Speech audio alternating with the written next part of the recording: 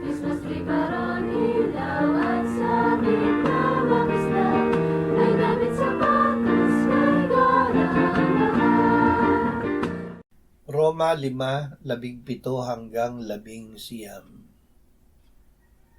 Kung paanong sa pagsuway ng isa ay naghari ang kamatayan sa pamamagitan ng isa, ang tumatanggap ng kasaganaan ng biyaya at kaloob ng pagiging matuwid ay lalo pang maghahari sa buhay sa pamamagitan ng isa, si Hesukristo.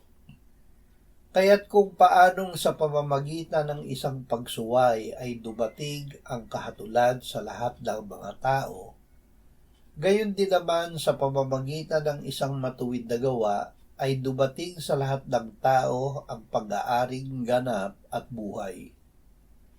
Sapagkat kung paanong sa pamamagitan ng pagsuway ng isang tao ang marami ay naging mga makasalanan, gayon din sa pamamagitan ng pagsunod ng isa, ang marami ay magiging mga matuwid.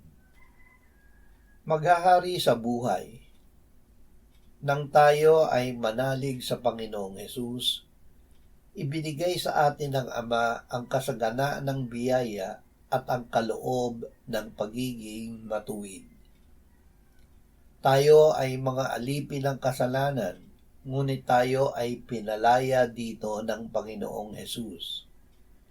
Sinabi niya, ang bawat nagkakasala ay alipin ng kasalanan. Kung kayo'y palayain ng anak, kayo'y magiging tunay na malaya.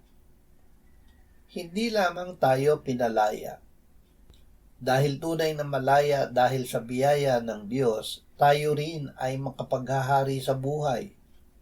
Dahil sa biyaya na ibinigay sa atin ng Diyos sa pamamagitan ng Panginoong Hesus.